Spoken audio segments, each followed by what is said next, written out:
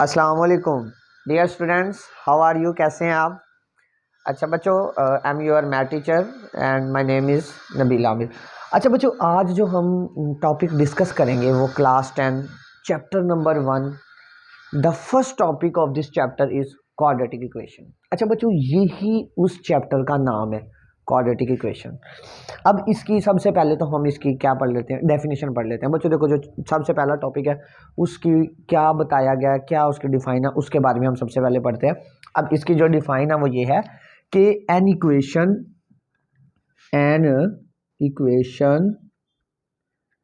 In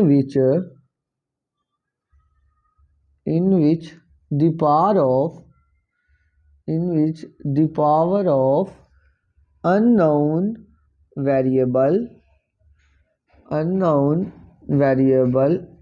is 2 but no high power। यानी कि ऐसी इक्वेशन जिसमें वेरिएबल की जो पावर है वो कितनी होनी चाहिए? 2 होनी चाहिए।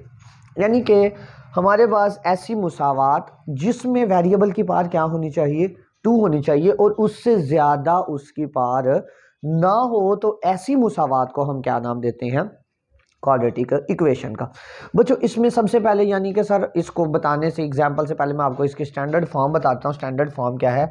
इसकी स्टैंडर्ड फॉर्म है जी ax² plus bx plus c is equal to 0।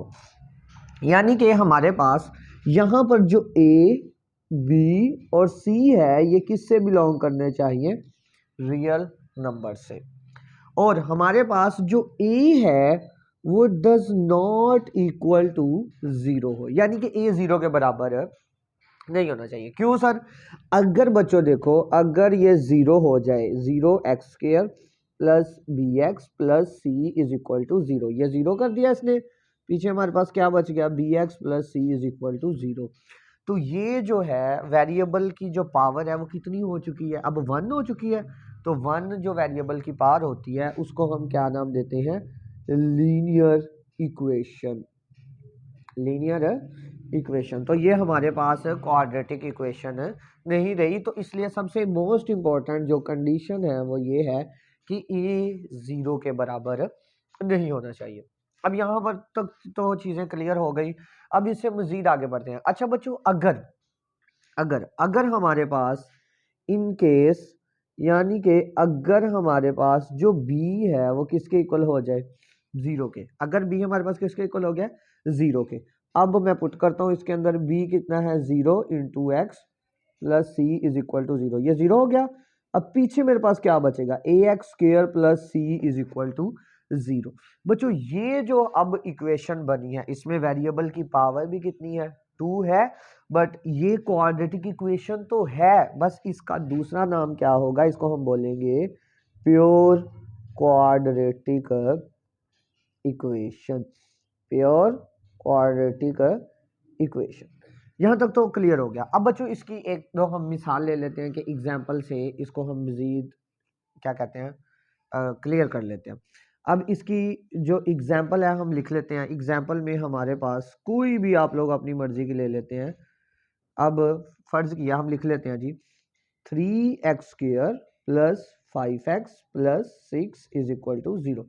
Example लिखी कैसे? हमने इसकी स्टैंडर्ड फॉर्म के ऊपर ये एग्जाम्पल लिखनी है। यानी कि x², ए कोई भी रियल नंबर 3 4 5 कुछ भी ले ले, 3 आ गया, x 7 आ गया। अब बी कोई रियल नंबर 1 2 3 4 5 6, ये आपकी अपनी मर्जी है, जो सा मर्जी ले ले। और एट द एंड सी भी क्या आ गया? कोई रियल नंबर आ गया। अब ये हमारे पास क्या बन चुकी है? एक क्वाड्रेटिक इक्वेशन है। अब बच्चों ये क्या है? इसकी एग्जाम्पल है। इसके अलावा और बहुत सारी हैं, हम लिख लेते हैं 3x² plus 5x plus 9 is equal to 0। ये भी क्वाड्रेटिक इक्वेशन है। अब सर वेरिएबल x यूज किया, कोई और कर ले, हम और कर लेते हैं जी 3y² plus 5y plus 6 is equal to 0। तो ये सारी की सारी हमारे पास बच्चों कौन सी इक्वेशन है? ये हमारे पास क्वाड्रेटिक इक्वेशन है। अब यहाँ तक तो ये डेफिनेशन क्लियर हो गया। अब इससे ना थोड़ा सा मजीद आगे हम इससे आगे पढ़ लेते हैं कि आगे इसका क्या मेन इसके जो इम्पोर्टेंट है। बच्चों जब हम इक्वेशन को क्वाड्रेटिक इक्वेशन को सॉल्व करेंगे तो हमारे पास क्या होगा, हमारे पास जो जवाब आएंगे यानी कि जो x की वैल्यूज आएंगी बेसिकली वो इस इक्वेशन का क्या कहलाएंगी, रूट्स कहलाएंगी। अच्छा बच्चों जितनी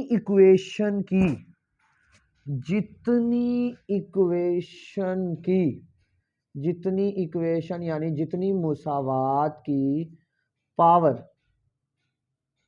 होगी उतने हमारे पास रूट्स आएंगे।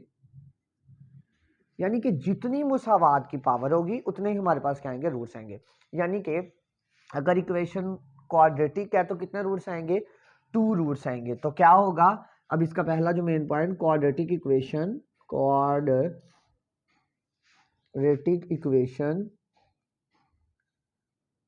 कितने रूट्स होंगे, क्वाड्रेटिक इक्वेशन हैज 2 रूट्स। ठीक हो गया, क्वाड्रेटिक इक्वेशन के कितने रूट्स हैं जी, हमारे पास 2 रूट्स हैं।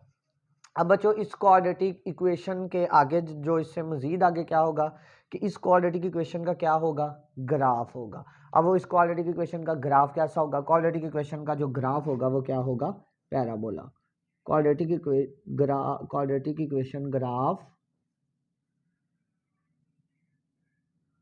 हैज पैराबोला, यानी कि क्वाड्रेटिक इक्वेशन का जो ग्राफ होगा वो बच्चों कैसा होगा, पैराबोला। पैराबोला कैसा होता है सर, ये आपने ऐसे ये एक्स एक्सिस होते हैं, y axis is as like, ये हमारे पास जो ग्राफ बनेगा दैट इज पैराबोला। ठीक हो गया। अब बच्चों इससे और मजीद इस क्वाड्रेटिक इक्वेशन को हल करने के कितने तरीके हैं, तो हमारे पास क्वाड्रेटिक इक्वेशन को हल करने के 3 तरीके हैं। देयर आर 3 ways या 3 ways, there are 3 ways to solve the quadratic equation। यानी कि क्वाड्रेटिक इक्वेशन को हल करने के कितने तरीके हैं जी, हमारे पास 3 तरीके हैं। सबसे पहला तरीका जी कौन सा, सबसे पहला तरीका बच्चों हमारे पास जो होता है वो होता है फैक्टराइजेशन।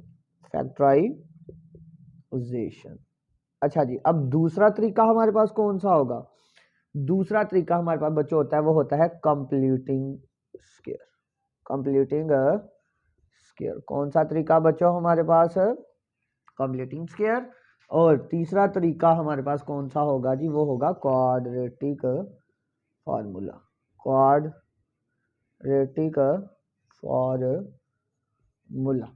यानी कि हमारे पास क्वाड्रेटिक इक्वेशन को हल करने के 3 तरीके हैं। सबसे पहला कौन सा है, फैक्टराइजेशन, उसके बाद कंप्लीटिंग स्क्वायर और उसके बाद क्वाड्रेटिक फार्मूला। अच्छा बच्चों ये जो 2 मेथड है ना, ये 2 मेथड जो हैं हमारे पास, इनको हम यूज करेंगे एक्सरसाइज 1.1। ठीक है।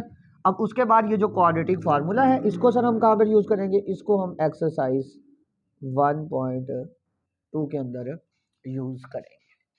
ठीक हो गया बच्चों, आई होप, मैं उम्मीद करता हूँ कि आपको ये लेक्चर की समझ आई होगी।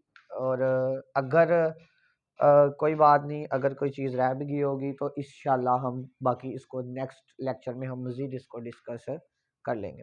तब तक के लिए अपना ध्यान रखिएगा। ओके बच्चों, अल्लाह हाफिज़।